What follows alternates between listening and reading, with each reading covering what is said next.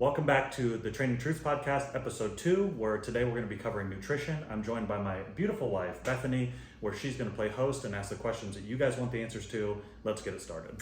Yes. So today we are discussing nutrition, which I'm excited about because that's something that I value a lot and I'm super interested in.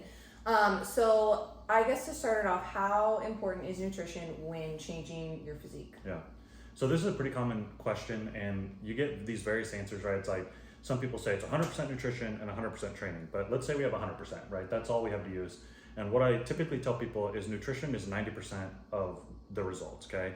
And training is 10%. Now that doesn't mean you can be lax on your training, right? That's not an excuse to be lax on your training, but nutrition is what actually drives the boat. So you need to have the right nutrition, whether you're trying to build muscle, whether you're trying to lose fat. Nutrition drives the boat because you can go in and train, but if your nutrition isn't right, you're just going to look the same year after year after year after year after year. So nutrition is the bulk of the importance as far as driving you to your destination. Yeah, 100%. And are there different nutritional requirements for losing fat and gaining muscle? For sure there are.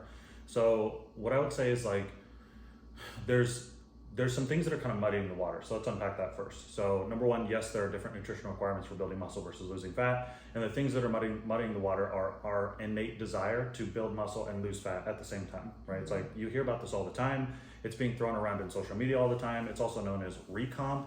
And it's like the biggest pet peeve of mine because it works for a short period of time. And so it works for like maybe 2 to 3 months, maybe if you're lucky, up to 6 months if you're really lucky, where you don't really have to pay a whole lot of mind to your nutrition. You can kind of eat at maintenance and still make physical changes. But then after that, you just go off a cliff. And so my kind of moniker that you guys hear me say all the time is it's the slowest way to never reach your goal because you can only work with what your body currently has on you. You can't be a 160-pound guy and eat recomp and get up to 200 pounds because you're adding to the subset of weight that you already have. And so when it comes to bulking and cutting, the most efficient way to reach your physique goals is to go through bulking and cutting cycles. And this is verified by just looking at the top physiques in the world, right? Like if your job is to build muscle tissue, if your job is to look good, i.e. you're a bodybuilder, you're a competitor, something like that, and they're not doing recomp, which they are, then that's a pretty good indicator that the people who are the top, the best of the best, the professionals, they're not doing that consistently. Then why would we buy into the fact that that's the most efficient way? Because it's our goal to be efficiently building muscle and efficiently losing fat.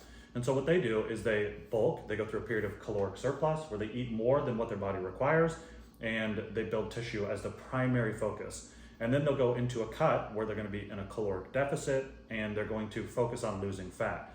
And there's going to be a lot of argument. There seems to be a lot of controversy around this, which I'm not really sure why. Because if you're trying to learn to play basketball, like do you go down to the middle school coach and learn, or if you have the opportunity to learn from a professional, which one are you going to pick, right? Yeah. And so what I see on social media is a lot of middle school coaches, right? It's like influencers who haven't built a lot of tissue, to be honest, on the male and the female side. It's like girls who just genetically have glutes and nice legs, and they're saying I ate in recomp, and maybe it worked for them for 3 months or so, but they were already built that way. They haven't acquired a lot of tissue, saying eat in recomp. And conversely, you see a lot of influencer guys who really aren't that big. They haven't put on a lot of tissue. They just have like an athletic physique, which looks nice, but their goal, they haven't actually gone through the experiential phase of building a lot of tissue, and they're recommending recomp. So it's like, it's not a great long-term strategy to reach your goal. So in general, you need to eat in a caloric surplus of 300 to 500 calories a day, or eat in a deficit of 300 to 500 calories a day if you want to efficiently change your physique. And the lie that's being told is you can do recomp, build muscle, and lose fat at the same time. And that's the most efficient way. And nothing could be further from the truth. Otherwise, the pros would be doing it. And so that's kind of like the general unpacking of that. Yeah, 100%. Is weight loss, and honestly, like trying to put on weight, is it 80% nutrition, 20% activity? Yeah. So I even go a little bit more extreme than that. And like I said, it's like 90% nutrition, 10% training. It's like the training is there to create the stimulus, right? It's like your body won't change without a stimulus. It wants to maintain homeostasis, meaning it just doesn't want to change. That's not its primary goal. Its goal is survival. And so it doesn't want to change. And so you have to give it a training stimulus that is proper, right? 6 to 15 reps, 10 to 20 sets per body part per week. You need to give it a good training stimulus, take into failure, all that, right? But let's pretend all of that's taken care of. And the rest is nutrition. And nutrition is the hardest thing. And I think that's part of what's selling. The recomp myth is it's like most people don't want to have to deal with being in a deficit because it's uncomfortable. Most people don't want to have to be in a surplus because it's uncomfortable. And so they're trying to orient comfort around their goal. And as far as changing your physique, that's just not, you can't orient that as part of the process to get there. Yeah. Okay. What is the best thing to eat when you are trying to bulk? Yeah. So whether you're trying to bulk or you're trying to cut, my answer is pretty much the same. And that you shouldn't, in my opinion, follow like a fad diet, because what you're looking for is adherence. So you guys will hear me say this over and over again: adherence, adherence, adherence, adherence. Like, and I feel like I'm preaching it, but it's so true, because adherence is the number one driver of long-term results. Like, because without that, you're not going to make the results, period. And so you want to eat a diet that you can adhere to. And for some people that's keto, and for some people that's carnivore, and for some people that's Mediterranean, for some people it's a bit vegan, whatever. But given the context of the macros you need to eat, right, which we'll get into, and the caloric total you need to eat, you need to pick a diet that you can adhere to. And so adherence is number one. Number two, the recommendation is eat whole foods, right? It's like, because yes, you can do Pop-Tarts and Rice Krispies and, you know, cereal and these kind of like faddish things that are going on right now. But ultimately, how you feel on the inside is going to come out on the outside. And so when you're younger, you can probably get away with that, to be honest. In fact, I would say most guys, especially who are initially bulking, are getting calories via that method. They're eating Pop-Tarts, they're eating cereal, they're drinking a gallon of milk a day. Like when they're first on their bulking journey just to get calories in, Yeah.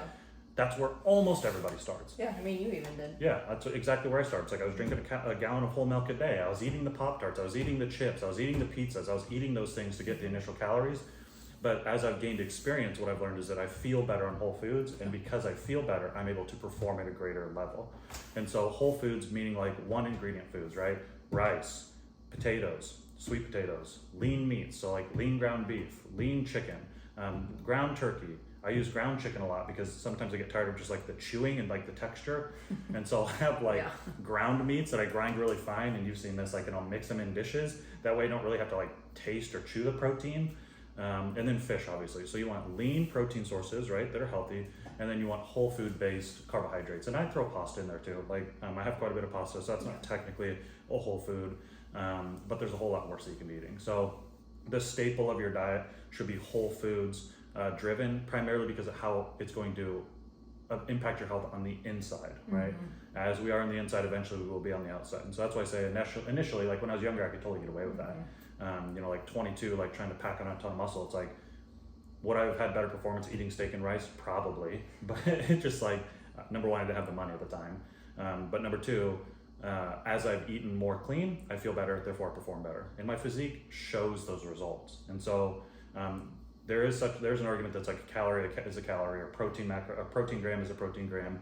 And that to some extent is true, but I can tell you from experience that when I eat clean, I just look better than if I eat dirty. I'm retaining less water, I'm less bloated, I'm less like sluggish. All of those things are true. And so my general advice is like, eat whole foods, right? Eat whole foods whether you're bulking or whether you're cutting. Eat whole foods. Those should be the mainstay of your diet. And then like when you're cutting, obviously your caloric intake is down. And so you can incorporate like cruciferous like vegetables in there, right? There's like spinach, lettuce, vegetables that are high in bulk, low in calories, right? But those are whole foods. And so my general push for the population is to eat a whole foods based diet. Yeah, definitely. Like staying away from the processed foods is for sure the way to go. Yeah, it doesn't taste as good. It does not. Right? Like it's not as like taste rewarding. Maybe you don't get as big of like a dopamine hit off of it, but ultimately you feel better for the long period of time, and that's where the payback comes. So. And I also like something to note is like if you are used to eating junk food or just like more processed foods, like once you start eating more whole foods, like it takes time for your taste buds to adjust to that way of eating, and so like it can be like kind of hard at first or gross or not loving it, but you can like you'll get to the point where you actually enjoy the taste of those foods. Yeah. Well, sweet changes, like that's a good example, right? Like sweet prior was like a bowl of Fruit Loops, but sweet now is a piece of fruit, and a piece of fruit, once you've adjusted to that like whole foods based diet, tastes just as good when you've adjusted as a bowl of Fruit Loops. In fact, like you'll notice that the artificial sweet, like Fruit Loops or sodas or things like that, actually are kind of like too sweet. They're kind of like yicky. And so if you can get through the period of that adjustment, which I would say for most people is like 3 to 4 weeks, maybe a little bit longer if you've been eating kind of garbage foods for a long period of time. But once you get over that hump, you'll prefer like a slice of orange to a bowl of Fruit Loops, typically. Yeah, 100%. I grew up with a very, very crunchy health nut mom. Yeah. So like for me, like I didn't eat any junk food like at all growing up. So I was like obsessed with fruit. And then like once I became an adult and started eating like a little bit more sugar, I was like, this is so sweet. Like I literally can't even handle it. Yeah, that's true. So yeah, taste buds will adjust to that. And kind of leading into that, are all sweets bad? Like Where do you draw the line? yeah, where do you draw the line on I think like eating sweets? just using like a common sense approach, right? Like if like we're at like an event and they have a brownie and I really want a brownie, I might just have like a brownie, but I'm not making that as a mainstay of my diet, right? And so I totally believe in the concept, like if you have high craving, right? Number one, like the best thing is just to get it out of your house and try to kind of like force that adaptation. But if you're really struggling with it, just limit your intake dramatically, right? So it's like, we used to drink like a lot of soda, like diet soda when I was growing up. That's back when it was considered healthy, right? Rather than regular soda. I still remember that transition, like, oh my gosh, diet soda. But then and so I had like a taste for it, right? I liked it because it was very sweet. And what I did is just slowly limit my intake. Instead of having 2 Diet Cokes a day, I might have like 1 Diet Coke a day, right? Yeah. And then have no Diet Cokes a day. And so the general like flow of your nutrition you should be flowing to something more healthy. That doesn't mean you can't have some here and there, right? Like we'll go out to eat and sometimes I'll have like a dessert, right? But it's like in general, 99% of the time I'm on diet. I'm on the whole foods thing rather than just like having sweets continuously. And really that's a long-term strategy too, because it's like I don't want to reverse what I've done as far as my taste buds, right? Like I don't want to get back used to having all those sweet things because it's more difficult to get out than to get back in. Yeah, and I mean sugar is a true addiction. Like your body craves that. It's true. And finding, I mean, in this day and age, like the healthy alternatives are so much more abundant than when I was younger. Like literally, So it was true. like if you wanted something sweet, like here's a piece of fruit. Like you didn't get like treats. Like I never really did. So there are so many recipes and things you can find that use stevia or xylitol or different sweeteners that don't have the same effect or the same calorie intake. Yeah, and if you were to ask me like and she has a little bit different view on this, so she might push back a little bit, but it's like if the choice is between sugar, like if I'm gonna have a full sugar soda or I'm gonna have a diet soda, I'm gonna pick a diet soda, right? And she has a little bit different view, and it's neither of them are wrong, but it's like a lot of sugar is bad for you and a lot of artificial sweeteners, specifically like aspartame, things like that are bad for you too. But it's like if faced with the choice and you have no choice, pick the sugar-free version. That's just kind of like a general guide. And especially if your goal is fat loss. Now, if you're bulking or whatever, maybe it's probably better to have sugar than it is to have those like nasty artificial sweeteners. But in general, let's just push away from sugar, right? So we drink a lot of like LaCroix and things like that, where they're like naturally sweetened and they don't have like these crazy like artificial flavors. No, LaCroix aren't sweetened at all. Oh, okay. LaCroix aren't sweetened at all. We'll drink Artificial LaCroix flavors. or like Zevias Yeah. or Body Armor Lights because none of those have sugar in it. Right. So. And so if you can move to something like that in place of, that's probably better.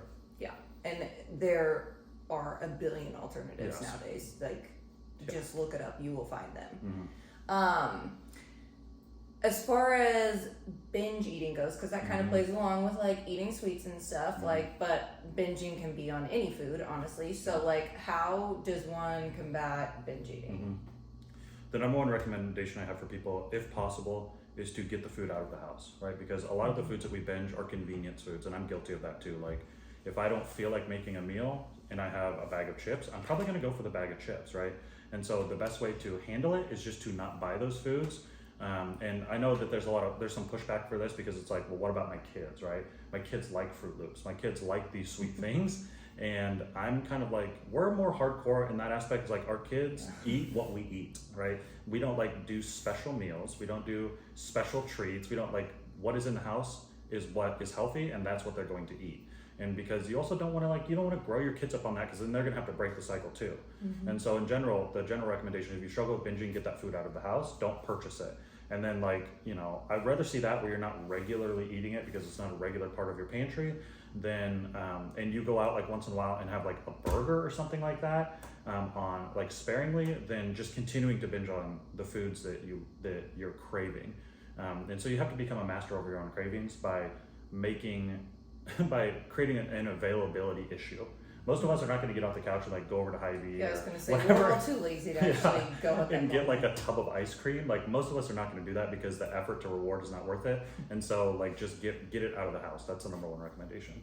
Yeah, and like if you're at the grocery store and you struggle when like you're going to go buying or wanting to buy those certain foods, like obviously like common known thing, don't go when you're Yeah, hungry. that's true. Like don't go when you're already going to be craving those things. Make sure you're satisfied so you can go there with a Clear mindset. yeah, clear mind. Yeah.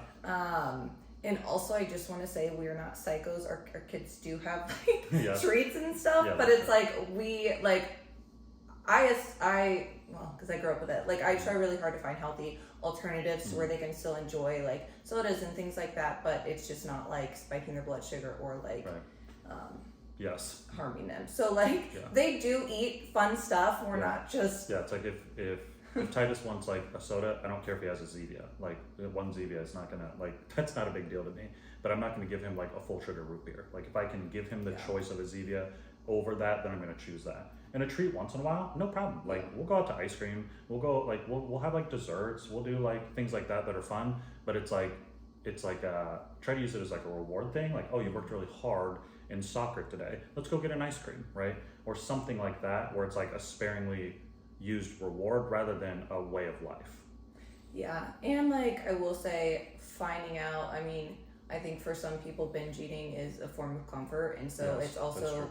finding out like why am I has something triggered me to want to go like find comfort in food, and so part of that is dealing with some internal underlying emotional the underlying issue Yeah. as well. Yeah, I mean, I think of binge eating a lot as like an addiction, right? It's like, well, what's driving it? Like, you want to get to the root cause of that and remove the addictive substance, right? It's like if someone is an alcoholic, for example, like it's probably not a great idea for them to have alcohol in their house, right? If they're struggling with that and they're trying to overcome it. Same thing with food, and go to therapy. Like get the underlying root solved, because food can be an escape mechanism. And that's what she's saying. It's like you do get a dopamine release, especially from sweet foods, salty foods, fatty foods, and that's why like fast food restaurants focus on that, because it drops dopamine. It makes Yeah. you feel good temporarily. You just don't feel very good afterwards. So that's a great point.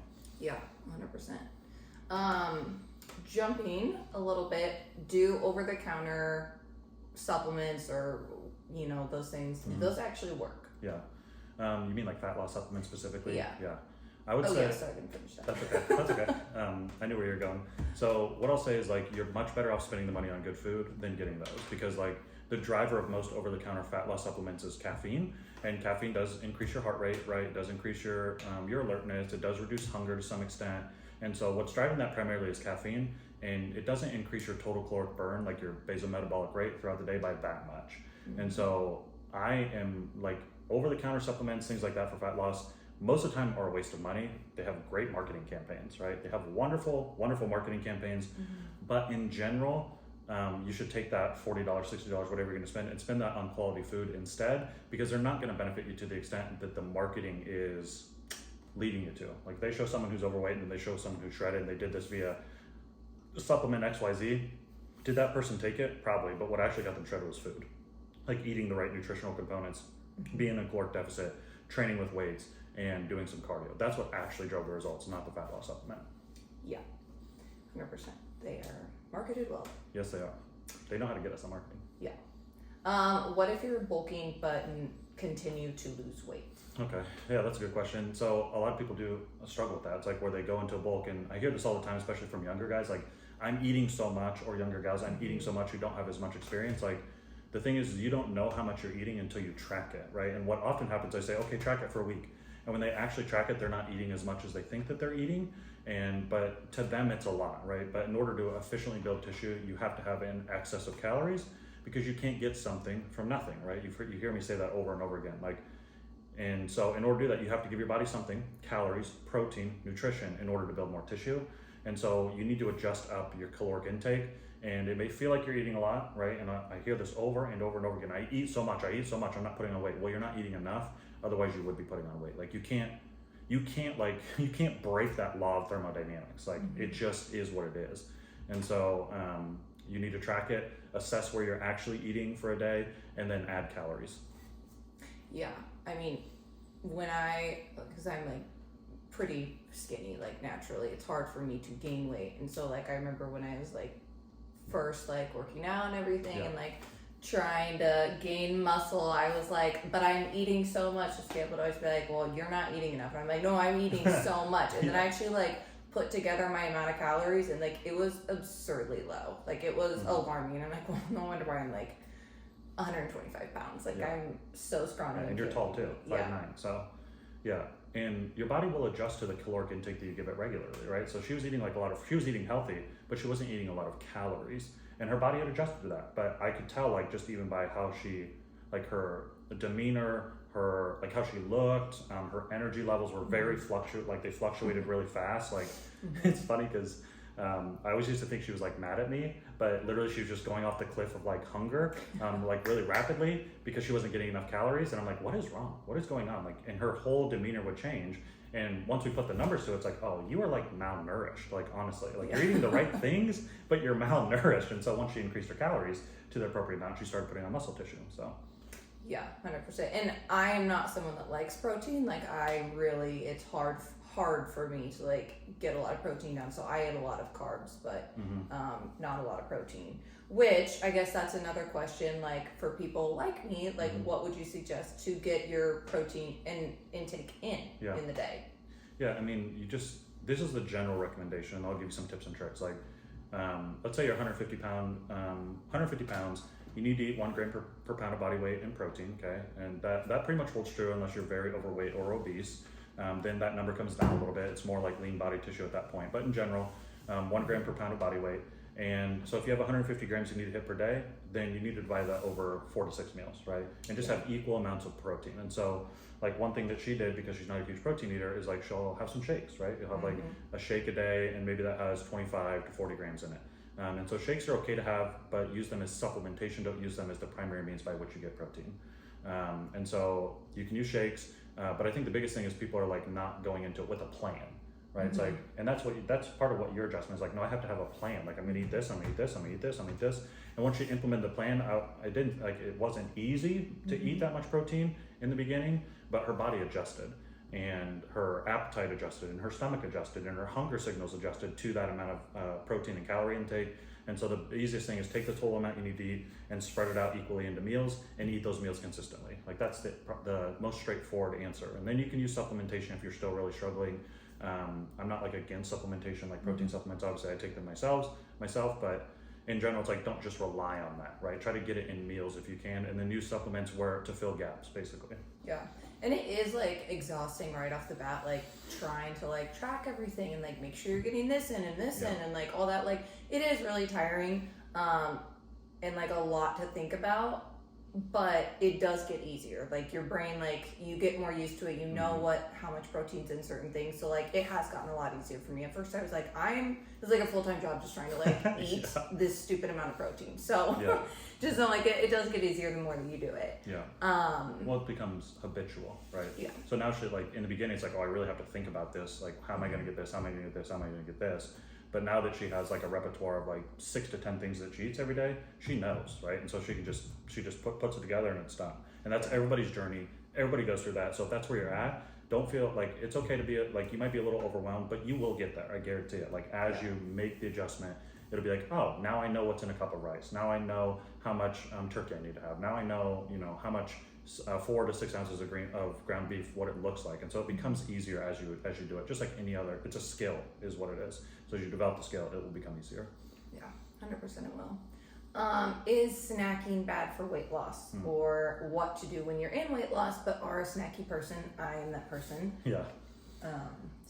Once again, I just go back to like having a plan, right? Like if you're eating every 2 to 3 hours, like that reduces the amount of snacking that you're going to do because you're not going to be as hungry.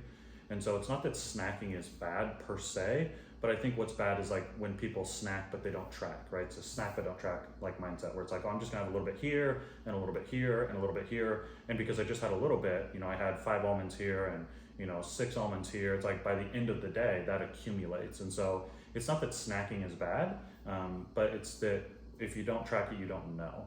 And I know there's like a lot of kind of like pushback against tracking because of like eating disorders and things like that. I see tracking as a tool to give you control, right? It's not a tool that removes control, it's a tool that gives you control. And so if you are a snacker, you can continue to snack, but you need to make sure that you track it, especially if your goal is fat loss, because you can very easily blow your deficit by just having a little bit here, a little bit there, a little bit here, because it adds up. And that's what I see a lot of times is like, people are like, yeah, I track my foods. And then when I dig in a little bit further with questions, like, well, yeah, I mean, I do have a little bit of this, a little bit of that. And then it's like, oh, there goes your calorie deficit, because the calories add up over time. Yeah, I agree.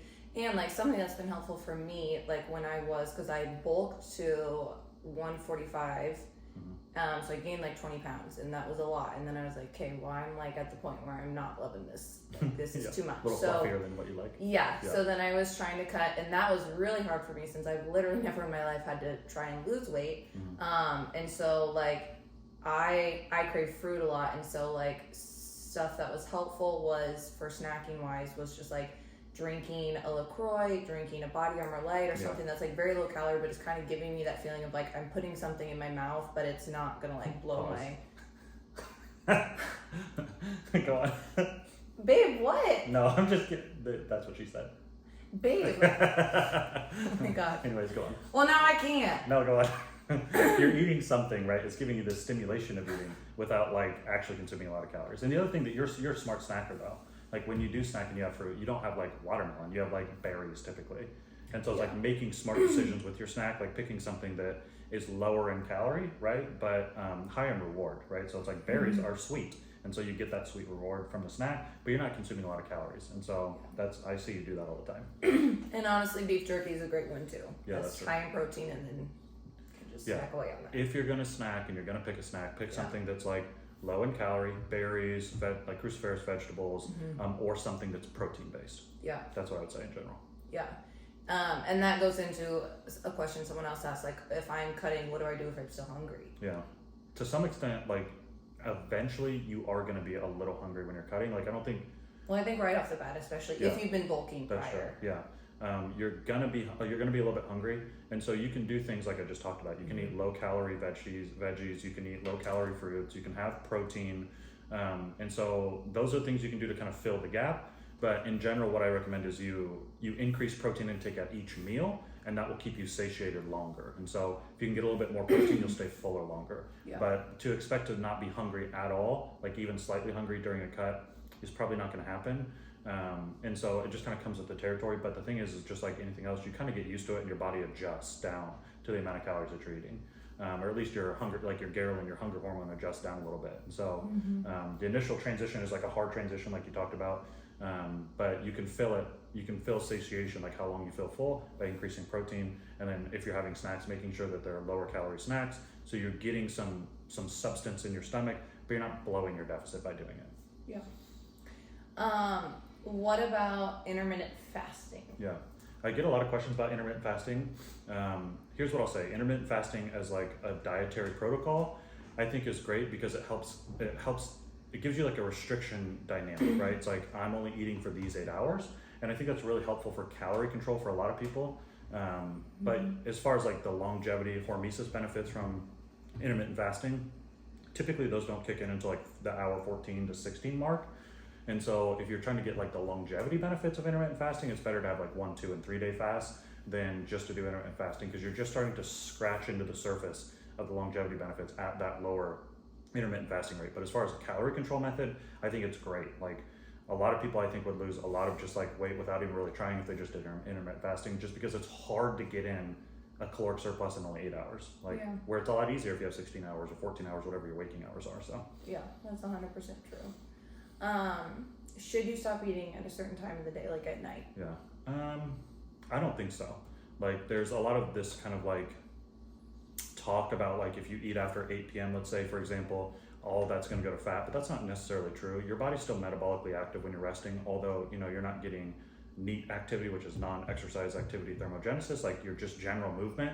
You are burning less calories, but ultimately what like people overcomplicate it by saying like, what do I need to do this hour or do it this day? And that's not near as important as what you do over the week. Okay, so it's like if you eat at 8 o'clock some food or whatever every single day, but you're still within your caloric requirements, that's what matters. And so maybe like might you get like a really tiny percentage point increase in fat loss if you don't eat after 8? Maybe, but I mean, I prepped myself and I ate at like 10 o'clock and then went to bed. down to very lean body fat levels. And so I don't think in the long run it's going to play a big difference. What I think that people need to do is zoom out a little bit, like zoom out a little bit and like look at your total weekly caloric intake, total weekly protein intake, as comparison to what your maintenance is, and that's what really matters. Like, don't get so sucked into like the minutia. Like that largely doesn't drive results. What drives the most results is weekly caloric intake. So yeah. Plus, like for us, excuse me. Oh my gosh. We go to the gym like in the evening, and we're not back until like 7, and then we're having dinner, and then like we eat late. Yeah. And like then we want snack before bed, and it's like 10 o'clock, and we're having a snack. So I mean, yeah, it just kind of depends on your lifestyle too. Like. Yeah. And that just goes right back to adherence, right? So it's like all roads lead back to adherence. It's like for us, like if we were to get home at 7:15 from the gym and then eat dinner real quick, but we don't go to sleep until like 10 or 11, like I'm going to wake up in the middle of the night hungry, and so it's going to impact my recovery because I'm not making it through the night. And so some of it is individual, but in large, like looking at the meta of it, it's like what matters is weekly calories. So yeah, 100%. This was an interesting question. Anemia and diet. Yeah. How does that go? So if you have anemia, which is low iron, basically, there's obviously some symptoms of that, which I won't get into. You know if you have it. Typically, what you need to do is increase your red meat consumption, right? Because red meat has iron in it. Iron is the direct combator of anemia. And so you can increase your red meat production. You can take like an iron supplement, things like that to help improve your anemia. But in general, like dietary strategy doesn't change a whole lot beyond maybe introduce red meat or take an iron supplement. So. Which, I take an iron supplement, and I don't know what like you would say about this, like for most females in general, or like over their period, if they should take an iron supplement. That was like, I got very fatigued during my period, and that was a game changer for me, is taking an iron supplement consistently. Yeah, if you're like, and I'm not anemic. Yeah, if you're like a woman and you're during menses and you're feeling the symptoms of anemia, which is like easily fatigable, low muscle endurance, brain fog, just feeling like you need a nap all the time, those are some pretty common symptoms of anemia. So what we did is just like common sense, right? Take an iron supplement while like the day or two before you enter menses, and take it through menses and then discontinue it afterwards. Pretty simple. Yeah. So, but your body will tell you, right? Your body will tell you like if that's enough, right? Yeah, 100%. Does juicing vegetables actually work? It does. I think it works. Now you're missing out on like the fiber component, like the insoluble fiber from the actual veggies. But I can tell you, like when we juiced consistently, I felt better. Now, whether or not that was just like I wasn't getting enough micronutrients in my diet in general, and then I was capping those out through the juices, that could definitely be an argument case. But I did have more energy. I have eczema, and so my eczema improved, and I felt better when I was juicing than when I don't juice. And so I definitely think it has benefits, it has merit, but it's not like you're not going to get the same level of benefits from juicing as you are from eating the foods itself, because there are there are benefits to the insoluble fiber and the fiber in vegetables. And so, you know, I'm not like a huge vegetable eater, and so it's like a great thing for me. And I definitely increase my vitamin intake from natural foods through juicing. So I think it's beneficial. Is it a necessary? No, but it's kind of one of those deals, try it and see. And what I found is like the first like maybe week or so I felt a lot better, and then I just kind of like plateaued, and so it didn't provide like ever increasing energy, ever increasing resistance to fatigue, things like that. But I think what it really did is just cap out my micronutrients in areas that I wasn't hitting it before. So yeah, and by juicing, not like here's a crap load of fruits, like some fruit, but like mostly veggie. Yeah, mostly like we vegetables. did a lot of spinach, a lot of celery, ginger. What else we do? Carrots. And then I throw like some pineapple in there. Yeah, maybe throw some pineapple in there. And so it's like the kale. Yeah, kale. The fruit is just add a little bit of flavoring, but I did feel better when I was juicing. It's just like like we'd spend like 3 hours on a Sunday juicing for the week. That was exhausting. I mean, like yeah, and it is better to do that than to get the store-bought juices because they're loaded with sugar to make them palatable typically. But the work to reward ratio wasn't there for me, so I just started taking like a multivitamin. Yeah, and I think I've heard too that like after some days, like your juice loses its that could be nutritional value. I don't know if that's true. I don't know if that's true, but could be. And then I guess like also playing on the fruit and veggie topic, what are the better fruits to eat if you're cutting, or better vegetables to eat if you're cutting, and what to eat when you're bulking? Like, is there worse or better? So in general, it comes down to calories, right? And so what I would say is like, if you're cutting, try to stick with cruciferous vegetables. So this would be kale, spinach, lettuce, cucumber's great, celery, things like that, low calories, right? For veggies, and then for fruits, stick to the berry family, right? Like that, those are all great. They're high in antioxidants, they're high in micronutrients, but low in calories. And then if you're bulking, it's like you can have those other fruits, right? Like pineapple, watermelon, apples, the things that are a little bit higher in sugar. You can totally have those. I wouldn't necessarily bulk. I wouldn't base your entire carbohydrate intake around fruits, because there is some evidence that like fructose, which is in fruits, right? Fructose, can contribute to increasing body fat storage or things like that, just like any other sugar can. So I wouldn't base your entire carbohydrate strategy around fruits for that reason. You do need some starchy carbohydrates when you're in a bulk, and so use kind of common sense, right? It's like you can have some fruit with each meal, but don't get all of your calories from fruit, because you're just getting all of your calories from a sugar base, which is fructose, and it does digest differently. It gets like processed through your liver than like a standard sugar, but you don't necessarily want. That's not like a healthy approach to just like spike your blood sugars from fruit any more than spike your blood sugar from like a Coke. And it's not going to be as big of a spike because of the fiber, etc., fructose, how it gets digested. But the concept you can kind of like run in parallel. Yeah, I agree. Is eating before workout necessary? It's not necessary. Like you don't have to do it. But what I'll say is like, if you can surround your workout in nutrition, you're probably going to feel better during the workout. Like have more energy, have more ability to work out intensely.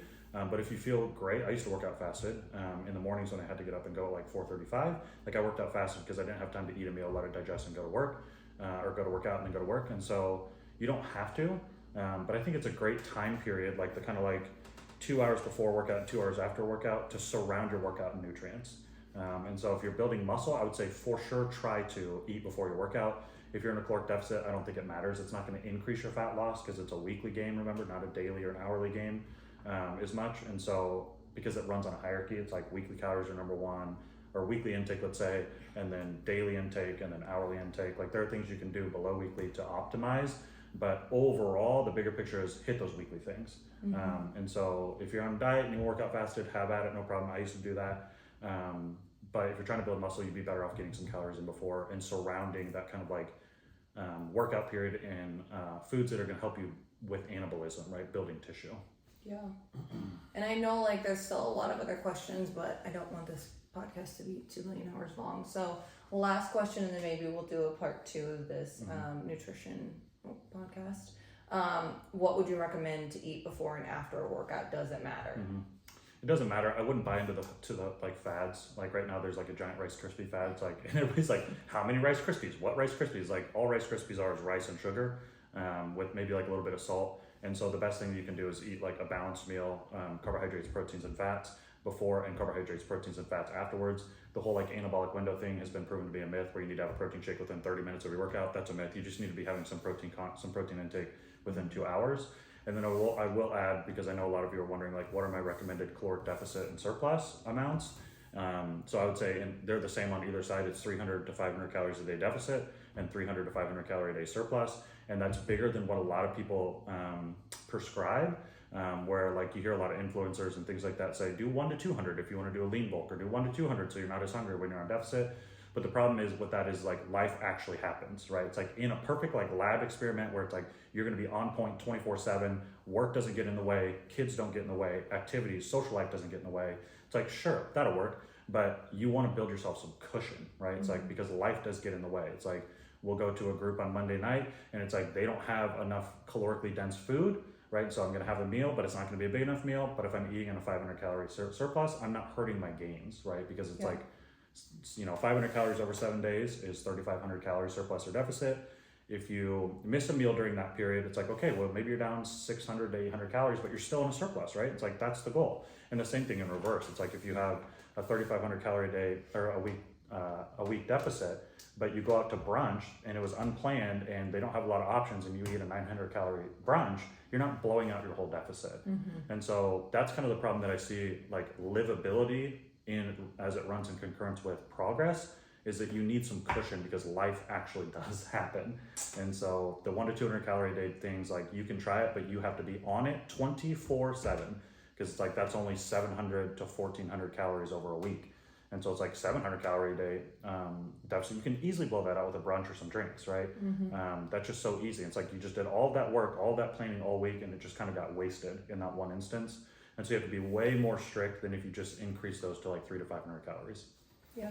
And let's talk about protein, I guess, before we get off. 1 gram per pound of protein, I kind of talked about that, current body weight, that's the recommendation. There is some evidence that suggests that you can increase that to like 1.2 to 1.4 grams if you're in a deficit, and there's some benefits to that, and that you'll lose more body fat and you'll retain more muscle. I don't think it's necessary, but you might see some benefits from it. And then when you're on a bulk, there's some evidence that says you can do like 0.8 grams per pound of body weight because your calories are protecting your carbs and fats you're taking in, so you can decrease a little bit. But there's also potentially some benefits. I think this depends person to person, maybe going above 1.5 grams. It just like you have to test and check to some extent, but the general recommendation that works for 99% of the population is eat 1 gram per pound of current body weight in protein. If you're very overweight or obese, that might adjust down to like 0.5 grams per current pound of body weight. But in general, 1 gram per pound is kind of what you want to aim for. So 300 to 500 deficit, 300 to 500 surplus for the reasons I talked about. 1 gram per pound of current body weight for someone who's not very overweight or obese is a really good place to start. And then as far as carbs and fats, like, well, maybe we'll talk about that a little bit in episode 2, or part 2, but you don't need to worry so much about that. Just make sure you're hitting your protein and your calorie goal every single day, and you're going to be making good progress. Yeah. All right. Well, that closes out part 1 of episode 2. So episode 2, we'll expand more on this, and we'll do part 2. Episode 3. Episode 3, yeah. Episode 3 will be part 2 of nutrition, and we'll expand more on that, answer some more of your nutrition questions. If you guys have questions, shoot me a DM on TikTok or on Instagram. You can catch me on live and put them in the comments and just say podcast question, and we'll put them in there. Almost all of these questions were driven by you guys. I want to answer the questions that you guys have or the questions that you struggled with in the past if you can benefit someone else. So make sure that you submit those questions. As always, subscribe, like, follow. The more that you do that, the more that we can help more people, and that's the whole goal of the podcast and TikTok in general, is we just want to get the information out to the masses, get the truth about training and nutrition into people's hands, and you have a key role to play in that because people believe in credibility is tied to followers and views and things like that. So if you can help us out in that way, that'd be wonderful. As always, you can get coaching, custom coaching, or custom program design from the link in my bio on TikTok and Instagram. Put in an application, I'll see if we're a good fit. There's products I recommended, I updated that. She was like, you need to be updating that. I'm like, you're totally right. So I updated that for all the products I use, and this is like shoes, lifting equipment, even like facial skincare and supplements. You can get those from there. Otherwise, I think that's about it. So follow along. We'll see you next week for episode 3, part 2 of nutrition. We'll see you guys next time.